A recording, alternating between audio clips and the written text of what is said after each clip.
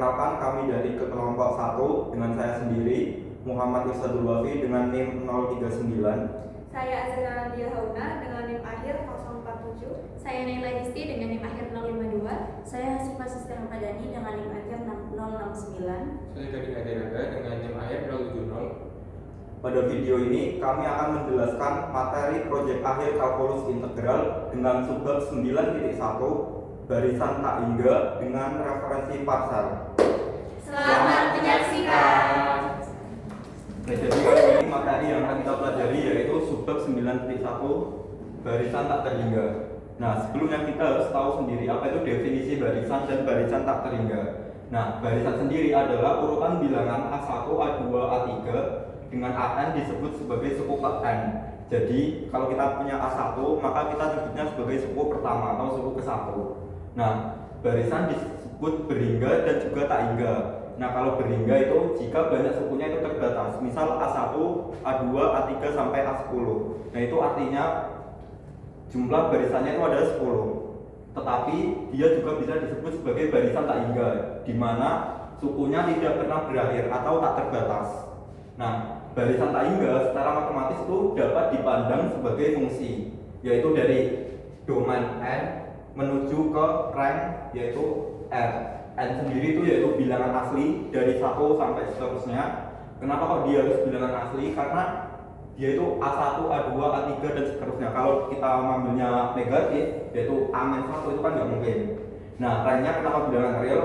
Karena hasil setelah dikenakan fungsi itu bisa berapa aja, sehingga dia itu bilangan real.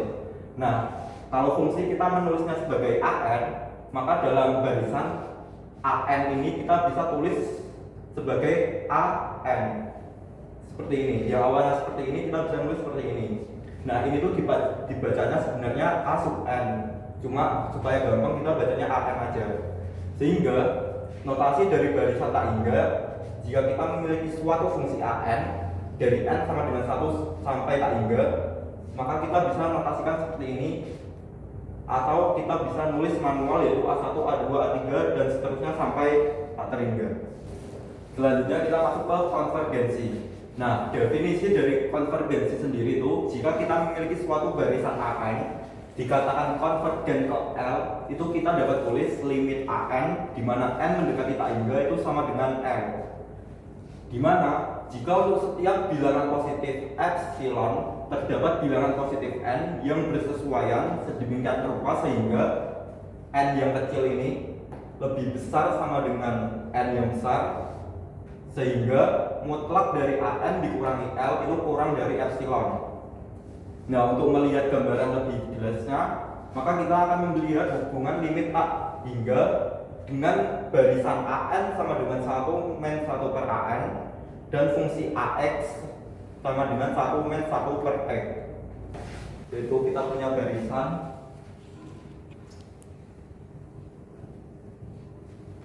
di mana AN itu sama dengan 1 min 1 per N. Dan kita juga punya fungsi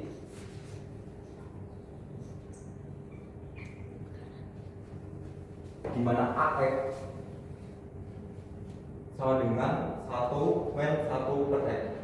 Jadi kalau suatu fungsi itu kita nulisnya A dalam kurung X, tapi kalau dalam barisan kita nulisnya AN dengan N nya itu kecil. Nah, sehingga kita dari kasus barisan sendiri kita itu bisa mencari limitnya. Jadi dengan kasus barisan, limit AN dengan N mendekati tak hingga itu akan sama dengan limit N mendekati tak hingga. AN nya kita ganti dengan ini, yaitu 1 min 1 per N sama dengan limit N mendekati tak hingga 1 min 1 per N itu kita bisa ubah menjadi N dengan kita samakan penyebutnya N min 1 per N. Sehingga dengan definisi limit tak hingga maka kita dapat N per N min 1 per N per N per N, di mana akan sama dengan 1 min 0 per 1, sehingga kita dapat 1. Sehingga untuk barisan AN sama dengan 1 dikurangi 1 per N, maka limit AN dengan N mendekati tak hingga, maka kita mendapatkan 1. Selanjutnya untuk kasus kedua, kita itu memiliki fungsi AX sama dengan 1 men 1 per X. Sama juga dengan kasus pertama, kita mencari limitnya ketika N mendekati tak hingga, sehingga didapat limit N mendekati tak hingga untuk AX, maka akan sama dengan limit AX-nya kita ganti 1 per X N mendekati tak hingga. Sama seperti tadi, 1 men 1 per X bisa kita samakan penyebutnya sehingga menjadi limit X men 1 per X N mendekati tak hingga. Sehingga dengan definisi limit mendekati tak hingga kita mendapat 1 seperti ini. Jadi dengan barisan AN sama dengan 1 men 1 per N dan fungsi AX sama dengan 1 men 1 per X, maka limit keduanya akan kita mendapatkan 1. Tetapi yang membedakan ketika kita membuat grafiknya yaitu pada barisan domainnya itu banyak bilangan asli. Jadi titik-titik birunya ini cuma pada bilangan asli. Jadi pada N sama dengan 1, N sama dengan 2 dan seterusnya. Jadi biru-birunya itu cuma titik karena dia pada bilangan asli doang. Sedangkan kalau pada fungsi, karena dia kodomennya itu bilangan real, maka semua bilangan itu pasti memiliki itu nilai, sehingga dia itu bentuknya garis lurus. Karena nanti dia bisa 1,5, 1,6 itu dia bisa, sehingga dia itu bentuknya satu garis lurus. Nah, dengan definisi tadi, jika kita mengambil suatu epsilon, maka dengan limitnya itu kita kurangin epsilon, maka akan didapat suatu garis seperti ini kalau pada barisan. Nah, maka akan terdapat suatu bilangan yaitu N, sehingga hasil dari barisan N itu akan di atas barisan epsilon ini ketika 1 dikurangi epsilon. Sehingga kita dapat mengambil kesimpulan untuk N kecil lebih dari sama dengan N besar ini. Jadi kalau dia di sini N-nya di area sini,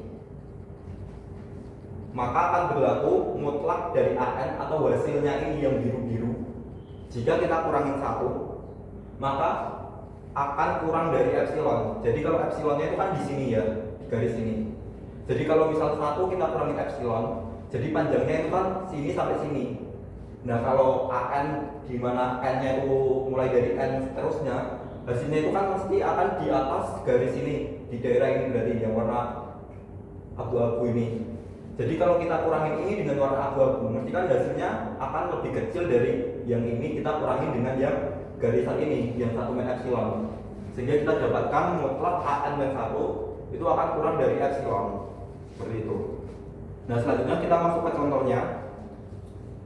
Dari grafik ini yang pada gambar 2 perlihatkan bahwa jika P adalah bilangan bulat positif, maka limit 1 per N pangkat P di mana N mendekati tak hingga akan sama dengan 0. Atau kita bisa tulis konvergen ke L sama dengan 0. Jadi limit ini akan konvergen ke L sama dengan 0. Nah, kita masuk ke penyelesaiannya.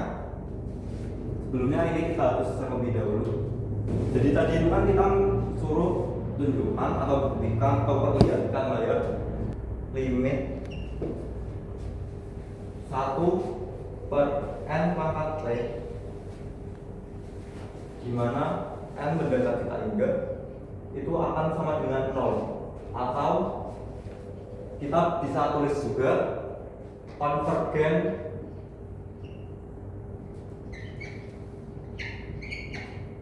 ke 0.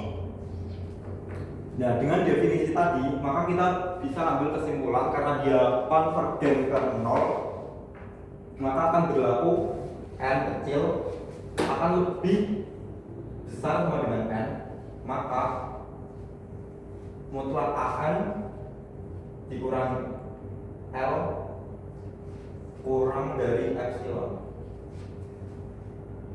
Nah, karena dia konvergen ke 0, maka L-nya itu kita bisa ganti dengan 0 sehingga dan AN-nya kita bisa tulis 1 per N pangkat P.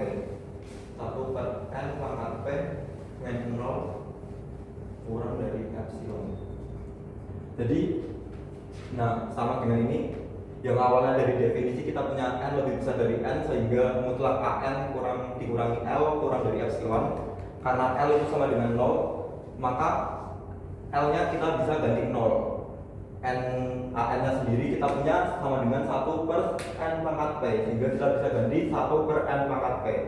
Nah, 1 min n pangkat P sendiri kalau dikurangi 0 kan hasilnya 1 min n pangkat P.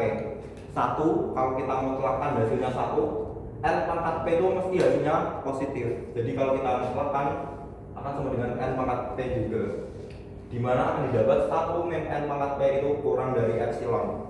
Sehingga dari sini kita dapat 1 per n pangkat P kurang dari epsilon. Nah, dari sini kita bisa pindah ruaskan atau kalikan kedua ruas dengan n pangkat P, sehingga didapat 1 kurang dari epsilon pangkat dikalikan n pangkat P. Kedua ruas kita bagi dengan epsilon, maka akan didapat 1 per epsilon kurang dari n pangkat P. Sehingga kita bisa akarkan dengan P kedua ruasnya, sehingga didapat akar P dari 1 per epsilon itu kurang dari n. Sehingga kita dapat n lebih besar dari akar P 1 per epsilon. Karena dari definisi kita memiliki n kecil lebih besar dari n besar, maka jika kita memiliki n pangkat P, maka dia otomatis akan lebih besar dari n pangkat P. Atau kita bisa tulis juga seper n pangkat P itu kurang dari sama dengan 1 per n pangkat P yang besar. Kenapa kok bisa kita tulis seperti itu? Misal kita punya n pangkat P itu lebih besar dari n pangkat P, n besar pangkat P. Maka jika kita bagi kedua ruas ini dengan n pangkat P dikalikan n pangkat, kita bisa bagi kedua ruas ini dengan n pangkat P dikali n pangkat P, sehingga akan didapat n pangkat P per n pangkat P yang kecil dikali n pangkat P yang besar, itu akan lebih dari n pangkat P yang besar dibagi n pangkat P yang kecil dikali n pangkat P dengan n yang besar. Sehingga ini bisa kita coret akan jadi 1, ini yang besar bisa kita coret jadi 1, sehingga 1 per n pangkat P dikali n yang besar itu akan lebih dari sama dengan 1 per n pangkat P yang kecil, sehingga kita dapat persamaan yang ini.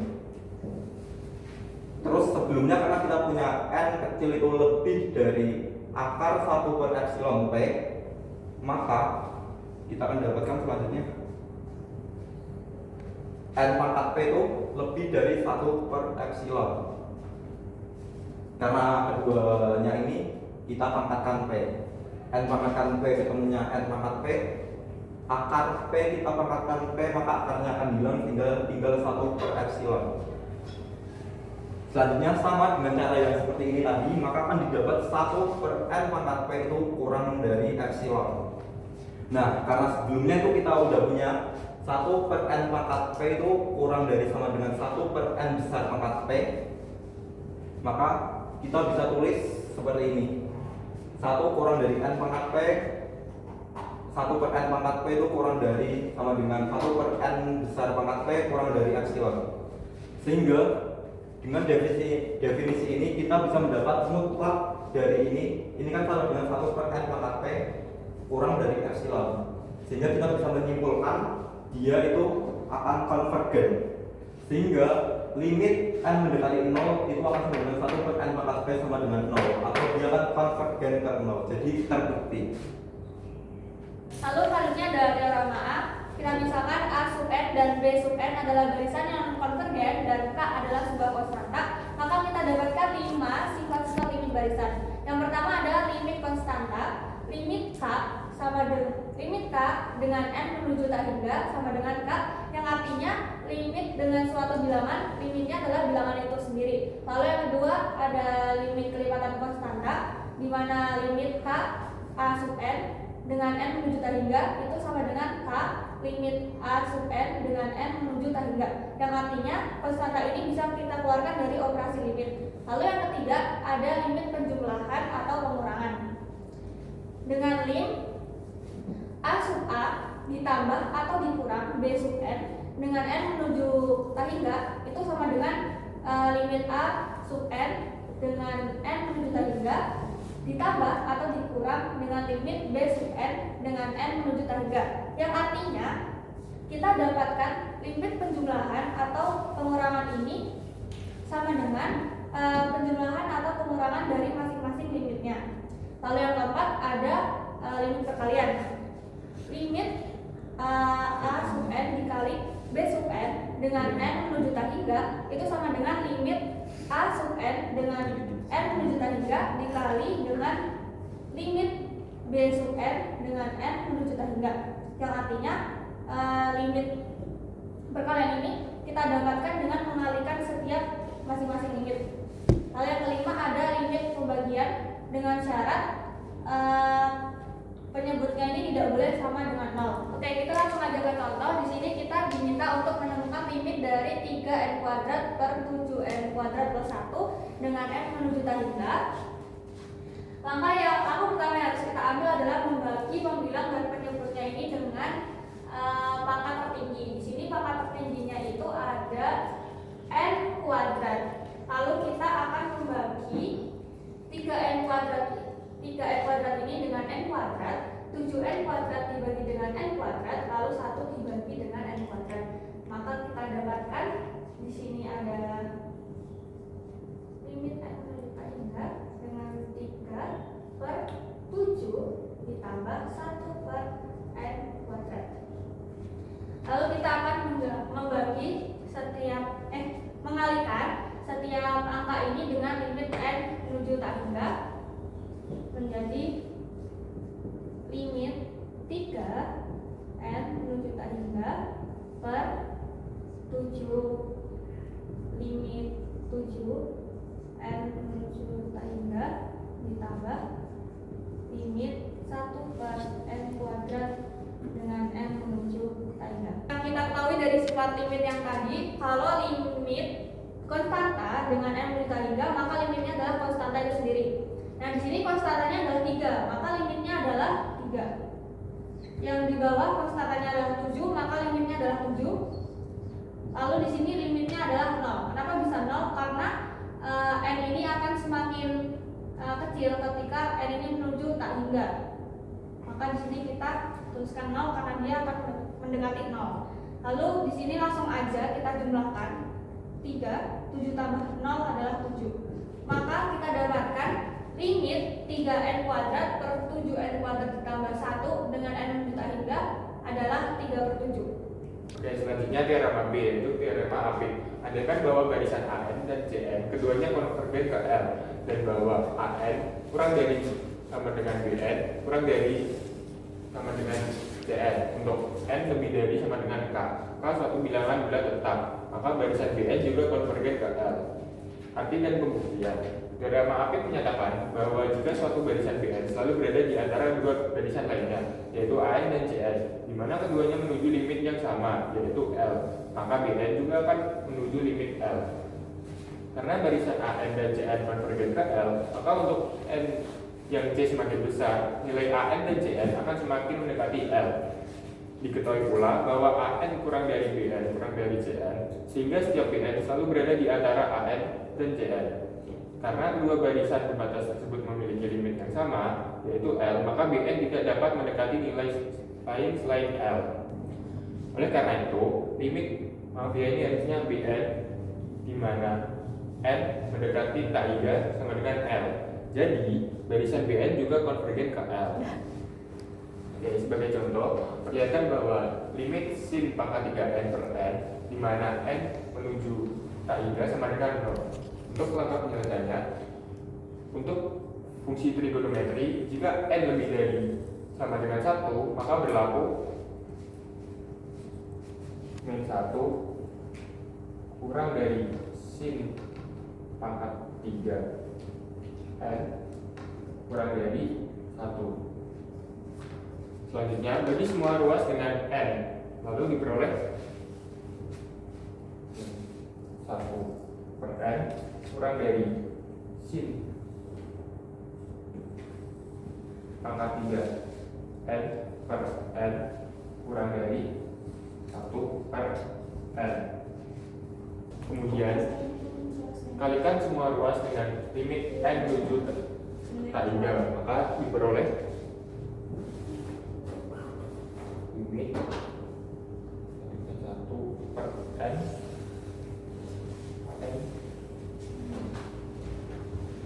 tak hingga kurang dari limit sin 3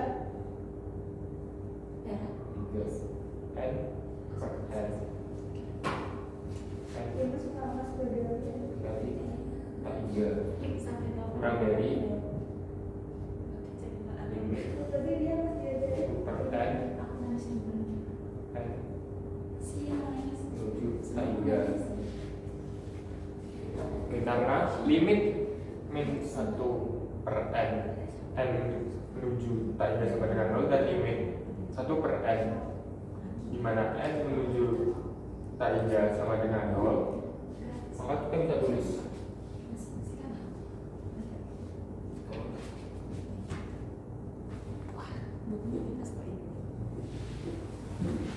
berdasarkan teorema Apit diperoleh karena di sini 0 dan di sini 0, maka kita bisa tulis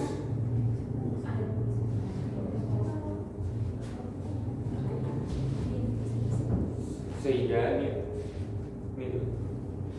nilai limit sin pangkat 3 N per N akan menuju 0 ketika N akan menuju tak hingga. Baik, untuk teorema selanjutnya yaitu teorema C. Teorema C berbunyi, jika limit dari mutlak AN di mana N mendekati tak hingga itu bernilai 0, maka limit dari AN di mana N mendekati tak hingga juga bernilai 0. Yang artinya, jika nilai mutlak suatu barisan semakin mendekati 0, maka barisan itu sendiri juga pasti mendekati 0. Nilai mutlak AN menyatakan jarak antara AN dan 0 pada sebuah garis bilangan. Contohnya, jika AN itu bernilai 5, maka mutlak AN-nya sendiri juga bernilai 5. Begitu pula jika AN-nya sama dengan negatif 5, maka nilai mutlak AN-nya yaitu 5. Jadi, nilai mutlak sendiri tidak memperhatikan tanda positif ataupun negatif, hanya memperhatikan seberapa jauh suatu bilangan dari 0. Oleh karena itu, pernyataan dari mutlak AN mendekati 0 itu berarti jarak suku-suku barisan terhadap 0 semakin kecil dan akhirnya mendekati 0. Kemudian, jika jaraknya ke 0 semakin kecil, maka bilangan itu sendiri juga harus mendekati 0. Untuk membuktikan teorema C, kita bisa menggunakan teorema Apit yang sudah kita pelajari sebelumnya, yang dimana kita mengetahui jika nilai dari limit AN, mutlak AN, di mana N mendekati tak hingga itu bernilai 0, di mana sifat nilai mutlak sendiri itu AN lebih besar dari sama dengan negatif mutlak AN dan lebih kecil dari sama dengan mutlak AN. Jadi nilai AN sendiri berada di antara negatif mutlak AN dan mutlak AN. Kita ketahui jika nilai dari limit mutlak AN di mana N mendekati tak hingga itu bernilai 0. Kemudian kita mencari nilai dari limit negatif mutlak AN, di mana limit sendiri memiliki sifat yaitu limit C dikali AN, di mana N mendekati tak hingga itu sama dengan C dikali limit mutlak AN, di mana N mendekati tak hingga. Karena di sini kita mencari nilai yang bernilai negatif, maka C di sini kita ambil nilai negatif 1 sehingga menghasilkan limit negatif 1 dikali mutlak AN sama dengan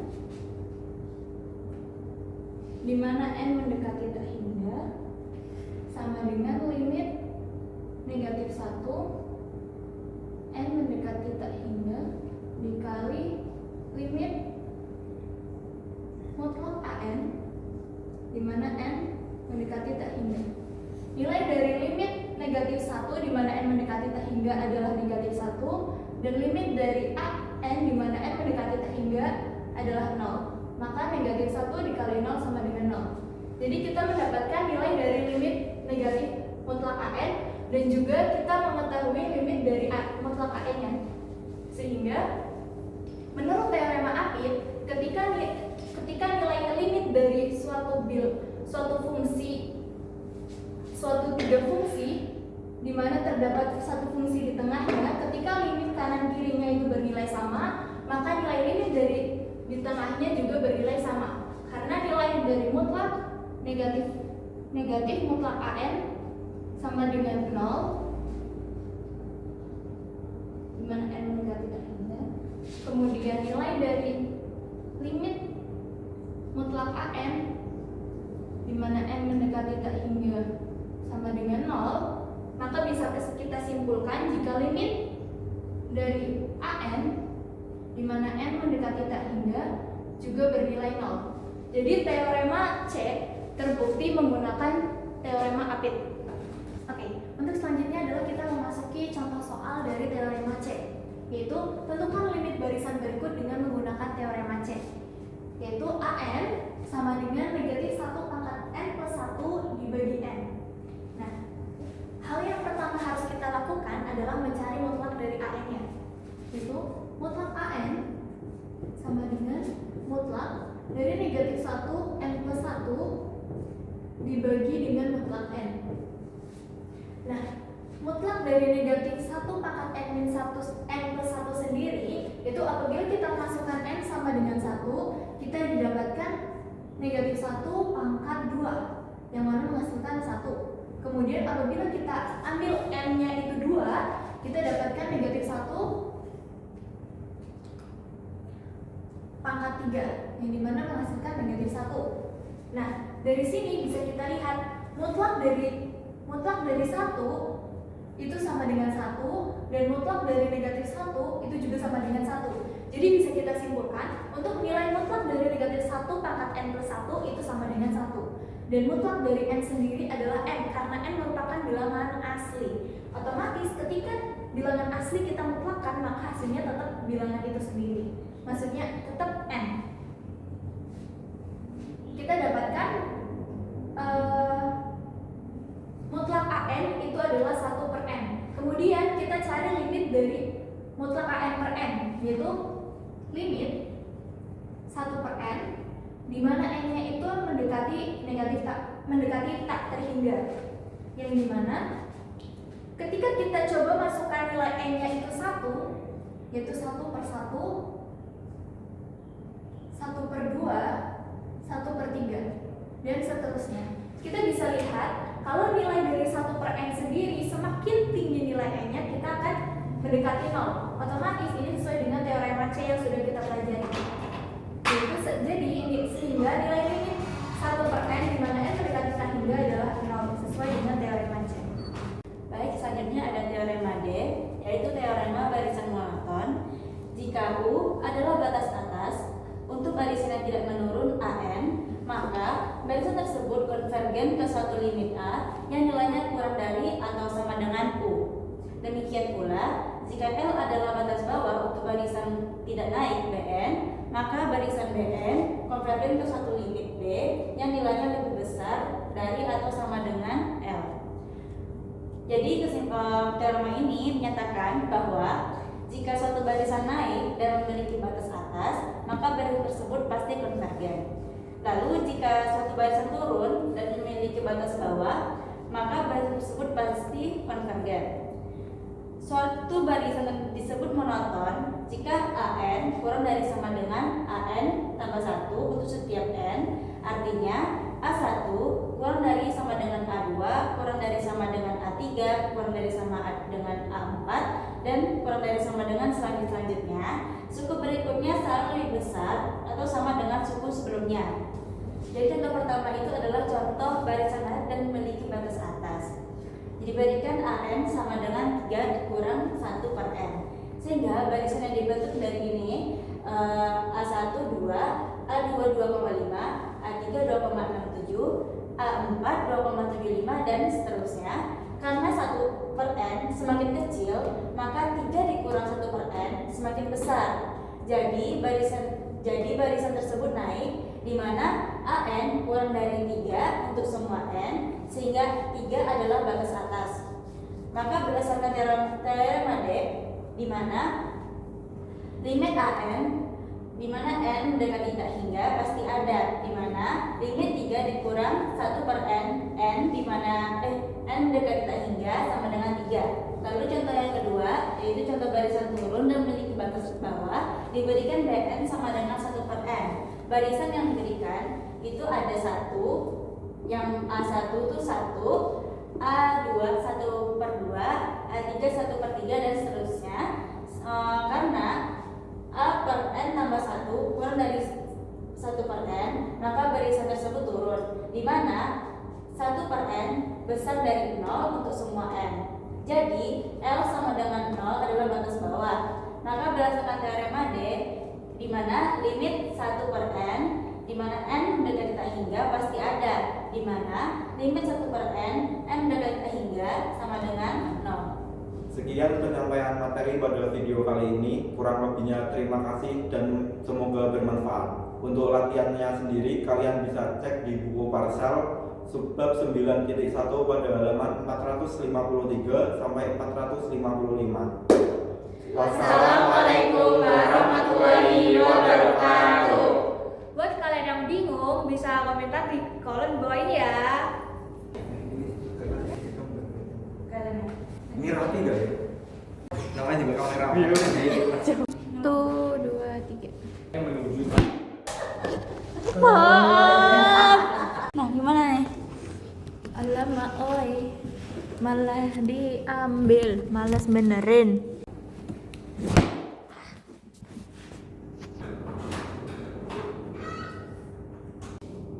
Mulai. Tadi atau sama dengan Ulang kok. ulang aja. Gini. Harusnya nggak usah tulis kan? Satu, gimana sih gayanya? Gini. Gak usah lagi. Oh ya gini aja udah.